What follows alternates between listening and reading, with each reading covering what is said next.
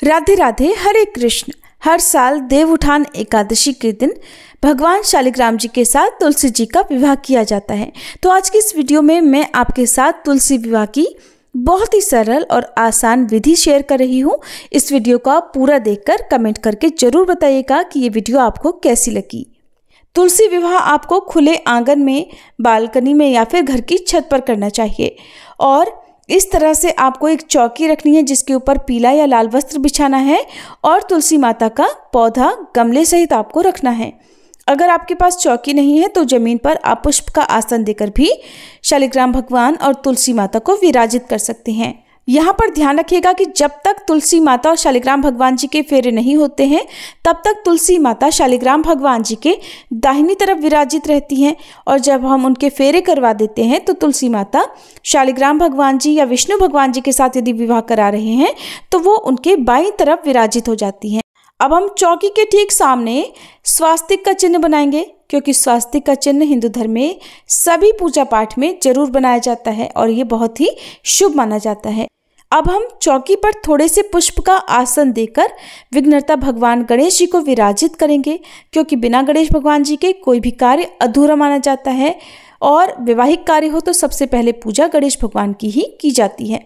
गणेश भगवान की स्थापना करने के बाद अगर आपके पास शालिग्राम जी हैं तो आप पुष्प का आसन देकर शालिग्राम भगवान जी को विराजित करें, और नहीं तो जिस तरह से मेरे पास विष्णु भगवान की ये तस्वीर है तो हम विष्णु भगवान जी को पुष्प का आसन देकर विराजित करेंगे। ध्यान रखिएगा, विष्णु भगवान जी की जो अकेली तस्वीर हो उन्हीं को आपको पूजा में रखना है। साथ में माँ लक्ष्मी जी वाली जो भी तस्वीर हो उन्हें पूजा में इसलिए नहीं रखा जाएगा क्योंकि यहाँ पर हम तुलसी माता से भगवान विष्णु का विवाह करा रहे हैं। अब थोड़े से पुष्प का आसन देकर हम यहाँ पर कलश की स्थापना करेंगे। कलश के अंदर यहाँ पर हम गंगा जल मिला हुआ शुद्ध जल डालेंगे और उसके बाद कलश के अंदर हम हल्दी की एक गांठ, एक का सिक्का और एक सुपारी डालेंगे। जिस तरह से हम बाकी अन्य व्रतों में कलश की स्थापना करते हैं हमको वैसे ही कलश की स्थापना करनी है। क्योंकि तुलसी जी का विवाह करा रहे हैं और ये बहुत ही शुभ पर्व है, शुभ दिन है, तो कलश की स्थापना जरूर करें। कलश के ऊपर आपको आम के मिले तो आम के, नहीं तो अशोक के 5 या 7 पत्ते स्थापित करने हैं। अब पानी वाला यानी जटा वाला नारियल लेना है। नारियल आपको लिटा कर रखना है जिसके ऊपर मैंने यहाँ पर कलावा बांध लिया है, और ध्यान रखिएगा खड़ा करके नारियल नहीं रखा जाता है, जो नुकीला हिस्सा होता है वो दीवार की तरफ रहना चाहिए। अब हमने नारियल के ऊपर लाल चुनरी लपेट ली है, इसके ऊपर आप चाहें तो कलावा लपेट लें, और नहीं है चुनरी तो आप केवल कलावा लपेट कर भी इस नारियल को कलश के ऊपर स्थापित कर सकते हैं।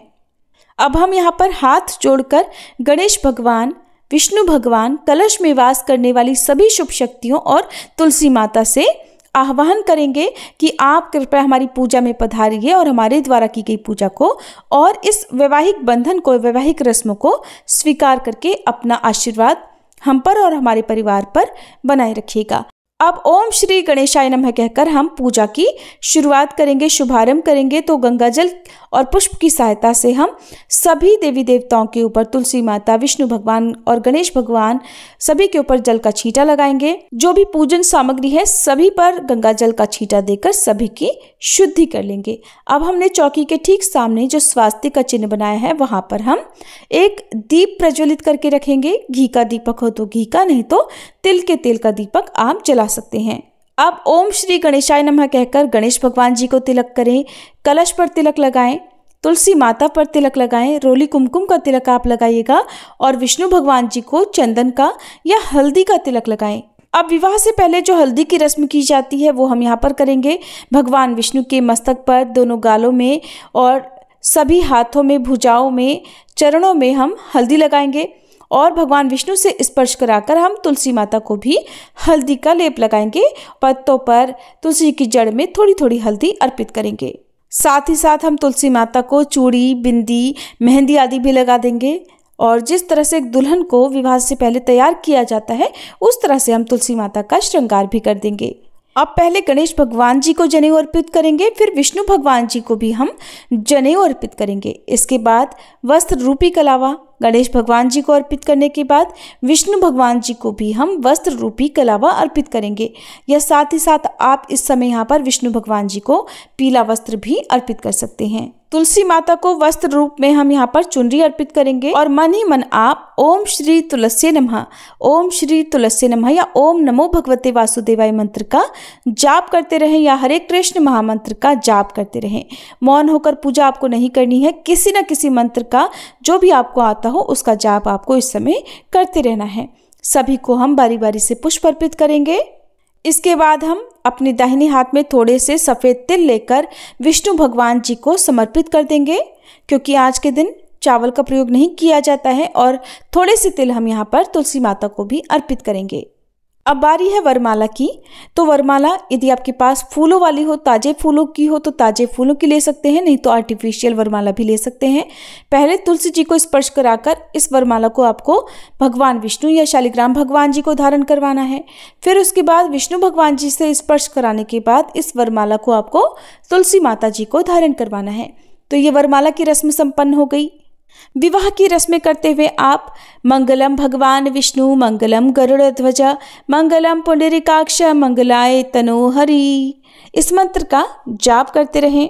अब तुलसी माता को 16 श्रृंगार की सामग्री अर्पित करेंगे, तो जिन्हें आप पहले भगवान विष्णु से स्पर्श कराएं, फिर तुलसी माता से स्पर्श कराकर चौकी पर जगह हो तो चौकी पर रख दें, नहीं तो तुलसी जी के गमले के पास में रख सकते हैं। अब तुलसी माता को हम यहाँ पर बिछिया अर्पित करेंगे, तो तुलसी जी की जड़ में आप ये बिछिया रख सकते हैं। टहनी में जगह हो तो टहनी में सावधानी से आप बिछिया पहना सकते हैं। ध्यान रखिएगा कोई भी टहनी या कोई भी पत्ता टूटे ना। अब यहाँ पर हम विवाह से पहले पटका बांधेंगे।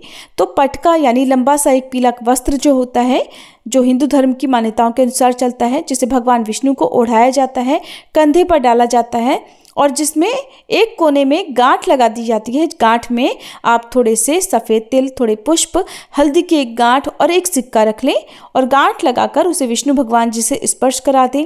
और इस पटके का दूसरा जो सिरा होता है वो तुलसी माता जी की चुनरी के साथ में बांधा जाता है, क्योंकि यहाँ पर हमने तुलसी माता को चुनरी ओढ़ा दी है। बार बार हिलाने से बाकी सामग्री गिर सकती हैं, इसलिए आपको एक अलग से कलावा लेना है। लंबा कलावा लेकर आप उसे तुलसी माता से स्पर्श करा दें और जो पटका है उसका दूसरा सिरा इस कलावे से बांध दीजिए, ताकि हम जब 7 फेरे लगाएं तो तुलसी माता से ये कलावा लिपटा रहे और या कोई सदस्य तुलसी माता से स्पर्श कराते हुए इस कलावे को पकड़ ले और दूसरा जो भी सदस्य हो वो शालिग्राम भगवान जी या विष्णु भगवान जी की प्रतिमा को अपनी गोद में उठाकर 7 फेरे करवा सके। क्योंकि अभी हमने यहाँ पर तुलसी जी का विवाह नहीं कराया है, इसलिए मैं आपको यहाँ पर 7 फेरे लगाते हुए नहीं बता रही हूँ। आपको मैं सिर्फ बता रही हूँ जो भी विष्णु भगवान जी की तस्वीर यहाँ पर चौकी पर है उन्हें परिवार का कोई भी पुरुष सदस्य अपनी गोद में रखे और दाहिनी तरफ से यानी अपने सामने से ही घूमते हुए तुलसी माता की चारों ओर घूमकर परिक्रमा लगा ले। तुलसी का गमला पौधा यदि छोटा है तो आप तुलसी जी को भी साथ में उठाकर, यानी कोई महिला सदस्य तुलसी जी के गमले को उठाएं और पुरुष सदस्य शालिग्राम भगवान जी या विष्णु भगवान जी की प्रतिमा को उठाकर गोद में, तब चौकी के चारों ओर घूमकर 7 फेरे लगा सकते हैं।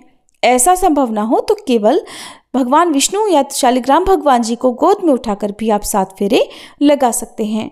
और ध्यान रखिएगा फेरे करवाने के बाद चौकी के चारों ओर घूमकर परिवार के सभी सदस्यों को 1, 3 या 5 या 7 बार परिक्रमा भी जरूर करनी चाहिए।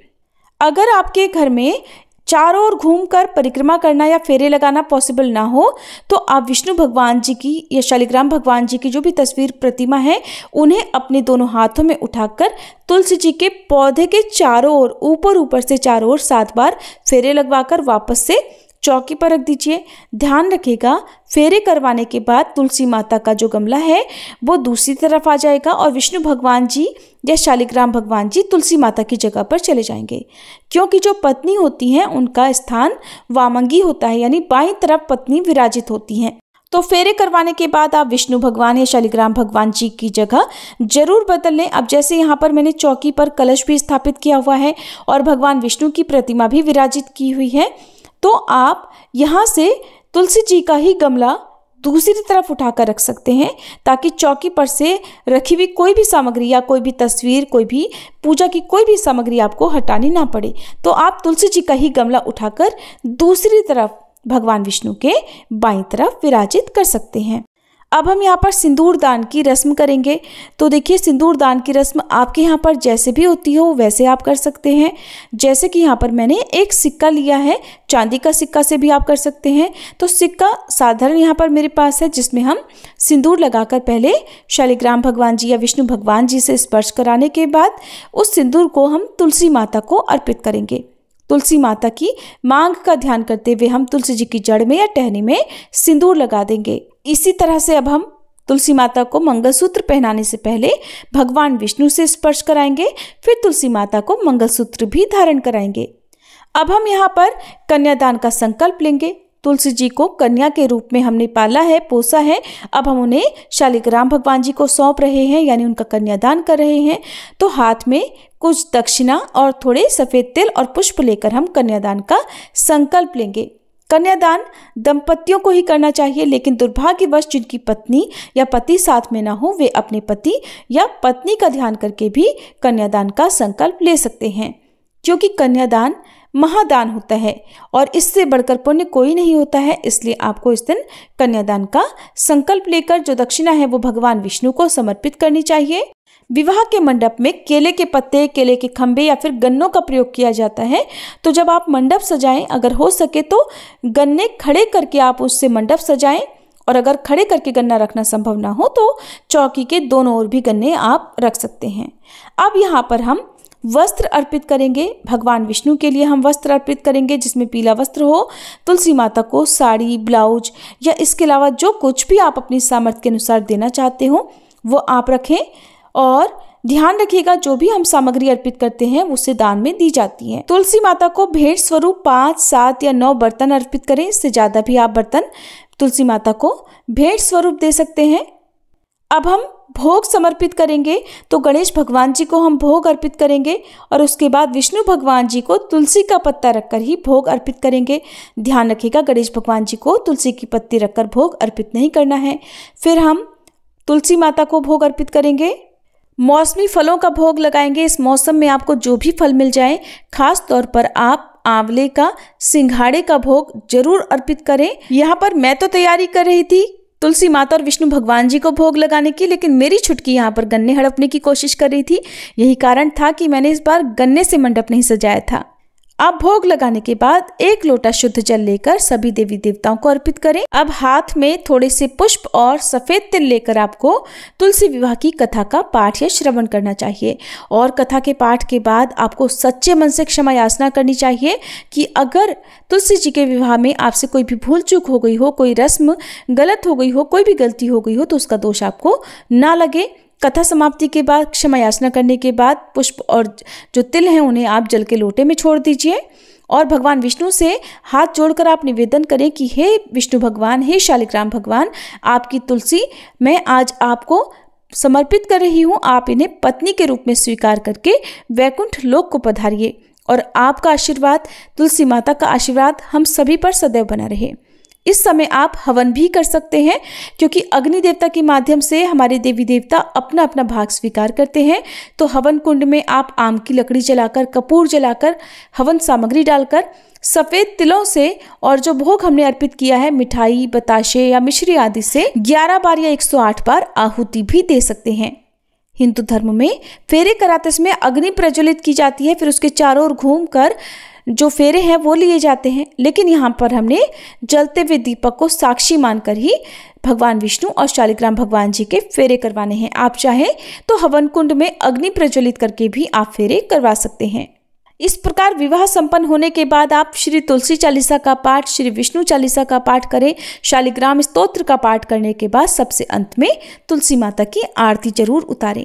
कपूर जलाकर आरती करें या फिर अलग से घी या फिर तिल के तेल का दीपक जलाकर तब आरती करें। तुलसी विवाह की कथा, चालीसा और आरती की वीडियो आपको हमारे चैनल पर इस दिन अलग से मिल जाएगी।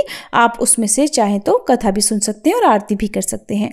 तो हम यहाँ पर सभी की आरती उतार लेंगे, तुलसी माता की आरती उतारेंगे और आरती उतारने के बाद परिवार के सभी सदस्यों को भी आरती लेनी चाहिए। और आरती करने के बाद आप जो भी तुलसी माता के विवाह के गीत हैं, भजन हैं, कीर्तन है, वो इस समय कर सकते हैं। धूमधाम से तुलसी जी का विवाह वैसे ही करना चाहिए जैसे कि हमारे घर में किसी कन्या का होता है। अब दाहिने हाथ में थोड़ा सा जल लेकर 2 बार घुमाकर हम धरती पर छोड़ देंगे और इस समय भी आप सच्चे मन से क्षमा याचना जरूर कर लें, ताकि शुरू से लेकर अब तक किसी भी विधि विधान में कोई कमी रह गई हो, कोई गलती हो गई हो, तो उसका दोष आपको ना लगे। और जिन्होंने भी इस दिन तुलसी विवाह कराने के लिए व्रत रखा है, वो इस प्रकार पूजा करने के बाद सात्विक भोजन करके या फिर जो भी फल मिठाई का भोग आपने लगाया है उसे ग्रहण करके आप अपना उपवास खोल सकते हैं। सच्चे मन से क्षमा याचना करें। किसी की कोई मनोकामना हो, जैसे निसंतानों को संतान सुख चाहिए, या फिर किसी को पुत्र प्राप्ति की कामना हो, किसी का विवाह नहीं हो पा रहा हो, वैवाहिक जीवन में कोई परेशानी हो, धन का अभाव हो, या जैसी जिसकी कामना हो, उसकी पूर्ति के लिए आप इस समय प्रार्थना कर सकते हैं। क्योंकि बाकी दिनों में या अन्य एकादशी व्रतों में आप जो भी मनोकामना पूर्ति के लिए प्रार्थना करते हैं, भले ही उसे पूरा होने में देर हो जाए, लेकिन अगर आज के दिन देव उठान एकादशी के दिन और खास तौर पर तुलसी विवाह के शुभ अवसर पर अगर आपकी कोई भी मन्नत हो, कोई भी मनोकामना हो, उसके लिए अगर आप प्रार्थना करते हैं तो वो बहुत जल्दी और अवश्य पूर्ण होती है। तो इस तरह से हम तुलसी माता का विवाह करते हैं। अब बात करते हैं चौकी कब हटाएं। तो देखिए, इस बार क्योंकि साल 2025 में तुलसी विवाह की जो एकादशी की तिथियां हैं वो 2 दिन पड़ रही हैं, शनिवार और रविवार। तो शनिवार के दिन भद्रा भी लग रही है। हो सकता है बहुत से लोग भद्रा के कारण शनिवार के दिन विवाह ना करें। और रविवार के दिन वैसे तो तुलसी जी को स्पर्श करना और तुलसी जी में जल अर्पित करना वर्जित माना जाता है, लेकिन ऐसा शास्त्रों का नियम है कि देव उठान एकादशी के दिन से तुलसी जी का विवाह आयोजन आरंभ होता है। देव उठान एकादशी के दिन भगवान जागते हैं और सबसे पहले तुलसी माता की मनोकामना पूरी करते हुए उनसे विवाह करते हैं शालिग्राम रूप में। तो इस दिन यानी रविवार के दिन भी तुलसी विवाह किया जा सकता है, लेकिन जो लोग रविवार का नियम बहुत ज़्यादा मानते हो वो अगले दिन यानी सोमवार को चाहे तो ब्रह्म मुहूर्त में या फिर शाम को गोधूली मुहूर्त में तुलसी जी का विवाह करा सकते हैं। अगर आप शनिवार के दिन तुलसी जी का विवाह करा रहे हैं तो रविवार के दिन तुलसी जी की विदाई करना शुभ नहीं माना जाता है। तो आप चौकी को एज इट इज रहने दें। जो जल है उसे आप किसी अन्य पौधे में विसर्जित कर दें। जो भी बासी फूल पत्ते आदि हैं उन्हें आप हटा सकते हैं, लेकिन चौकी आपको सोमवार के दिन ही हटानी चाहिए। जो लोग ब्रह्म मुहूर्त में तुलसी जी का विवाह कराते हैं वो शाम को सूर्यास्त से पहले पहले चौकी हटा सकते हैं, लेकिन अगर आप गोधूली मुहूर्त में विवाह संपन्न करा रहे हैं तो आपको चौकी अगले दिन हटानी चाहिए।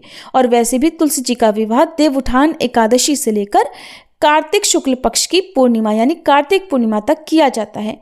तो इन 5 दिनों में आप कभी भी तुलसी माता का विवाह करा सकते हैं। तुलसी माता को अर्पित की गई श्रृंगार सामग्री, यदि आप सुहागिन हैं तो आप स्वयं आशीर्वाद रूप में कुछ सामग्री रखें, बाकी का दान कर दें। जो भी दक्षिणा है, बर्तन, वस्त्र हैं, फल, मिठाई हैं, उनका दान भी आपको किसी ब्राह्मण या ब्राह्मणी को, ध्यान रखें जो सुहागिन हो उन्हें दान में देना चाहिए। नहीं तो आप अपने ही परिवार में जिनको भी आप अन्य व्रतों का बायना देती आई हैं, जैसे बड़ी ननद, जेठानी या अपनी सासू माँ को, उन्हें भी दे सकते हैं। या ऐसी कुंवारी कन्या जिसका विवाह तय हो गया हो, विवाह होने वाला हो, जो निर्धन हो, उन्हें आप विवाह की सामग्री जो भी बर्तन आदि हैं वो भेंट स्वरूप दे सकते हैं। और जिस तरह से विवाह करने के बाद कन्यादान करके कन्या की विदाई कर दी जाती है, उसी तरह से आप तुलसी के पौधे को विदाई दे सकते हैं, तुलसी जी को विदाई दे सकते हैं। आसपास के मंदिर में तुलसी माता को रख सकते हैं, और यदि आप ऐसा ना करना चाहें तो उन्हीं को आप अपने घर में विराजित करके फिर उनकी नियमित पूजा जैसे भी आप करते आए हैं वो कर सकते हैं। हालांकि कहा यही जाता है कि विवाह करने के बाद तुलसी माता को विदाई दे देनी चाहिए, लेकिन अगर शालिग्राम भगवान जी आप आसपास मंदिर से लेकर आए हैं, अपने पड़ोस में से, अपने रिश्तेदारों से लेकर आए हैं विवाह कराने के लिए, तो आप उनके घर भी तुलसी जी को दान में दे सकते हैं। अगर शालिग्राम भगवान जी आपके खुद के हैं या विष्णु भगवान जी की प्रतिमा, तस्वीर आपके खुद के घर की है, जैसे मैंने यहाँ पर रखी है, तो आप तुलसी जी का यदि विदाई ना भी कराना चाहें तो ना करें, आप उन्हें अपने घर पर रखें, लेकिन दान की जो भी सामग्री है उसका दान आप अवश्य दे दें। यानी कि कहने का मतलब है कुछ ना कुछ दान आप विवाह के बाद जरूर करें, ताकि तुलसी माता और विष्णु भगवान का आशीर्वाद आप सभी पर सदैव बना रहे। फेरे कराने के लिए आपने जो पीला पटका बांधा था उसे आप पीले पटके को और जो कलावा था, जितने भी कलावा आपने पूजा में प्रयोग किए हैं उन कलावों को घर के लोग अपने हाथों में बांध सकते हैं और यदि आप विसर्जन करना चाहें तो उनका विसर्जन भी किया जा सकता है।